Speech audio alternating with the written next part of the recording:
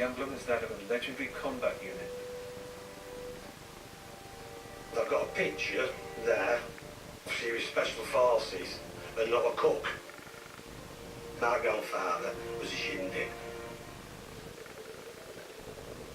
The Chindits operated behind enemy lines in the Burmese jungle. Their leader, Ord Wingate, put his men through extremes of battle and survival training. They had to be young men, they had to be incredibly physically fit and psychologically focused on doing the unusual. Long marching, hard marching with mules, lots of realistic fighting with live ammunition and grenades, lots of people injured during this training. In March 1944, the Chindits launched their biggest raid inside enemy-held Burma. These are the first pictures of the Chindits, the Burmans, the Gurkhas and men from the United Kingdom, mostly from Lancashire, who operated for 3 months inside Japanese-occupied Burma. Wingate believed that once inside Japanese-held territory, the Chindits could become the enemy within. It was designed to be what Ord Wingate described as a cancer in the enemy's vitals. It was designed to eat the enemy from the inside.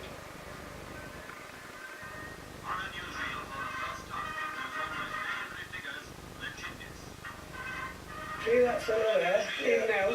That's my mate. That's our platoon. Is it? Yes, definitely. Frank Miller served in a Chindit unit at the time of the 1944 operation. Is that where you actually was then, Harold? Yeah, that's where we finished. It's inspired his grandson to visit Harold Shippey, Yeah. one of the few remaining Chindit veterans. The work they did with the harassed Japanese forces and sabotage their communication. But the most important achievement was to show the British troops can fight a jungle war better than the enemy.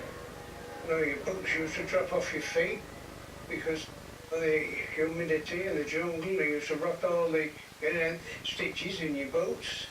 You know, your sleeves would drop off. We looked like a lot of tramps when we finally did come out of Burma. And your granddad was just like we, he was just like us. We've all heard tales and we've seen bits of, all black and white footage of the horrendous conditions. What was it actually like, the conditions?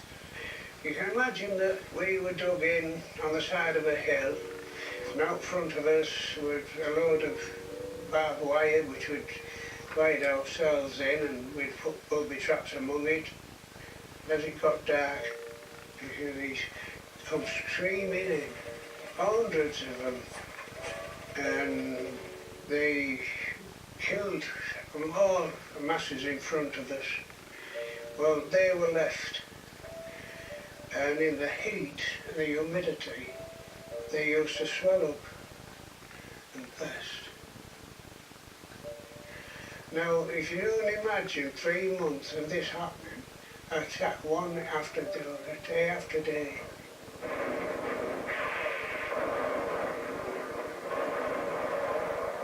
I appreciate you can talk about it. Why do you think other people may find it extremely difficult Well, to talk I'm the about? same as your granddad, really, in that respect, because I never spoke about it until well into the 70s. Really? No, my family didn't know anything about what I went through. Because you didn't want to bother them, or... You really wanted to try and forget it, but you can't forget it. You can't forget it. In the end, the Chindits were forced to withdraw. They all had dysentery, and most of them were wounded in one way, shape or form. They lost about 4,000 men and casualties, but every single man who survived was a casualty himself. There are many well-documented and authoritative stories of severely wounded men being dispatched by their own side, by their own friends and comrades. However valuable as propaganda, the Chindits ended up a sideshow. The key battle was raging around the Indian frontier towns of Imphal and Kohima. In March 1944, the Japanese launched a huge but reckless assault.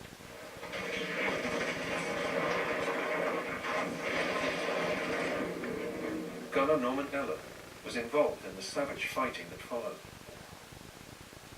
One set of his mementos bears witness to the price paid by both sides. These photographs had a lot of the dead Japanese guys, I believe. I'm not sure how he did that, but they're quite interesting, really. I think it brings home to you the fact that the Japanese were human beings as well, and Yeah, families and children. Families, kids, look at that one there. Crikey.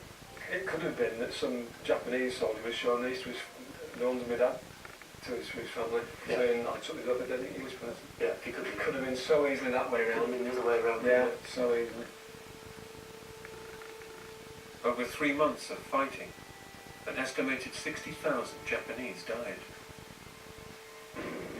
Half killed in battle, the rest from malnutrition and disease. The Japanese army was completely destroyed. It was an extraordinary defeat for the Japanese. And that meant that for the first time, the door now into Burma was open. This great victory allowed the 14th Army to advance into Burma. John Hartley was part of it. His daughter, Anne also, is visiting the Northwest Film Archive. The next stage of her journey to know more about the father she never met. Now I'm going to see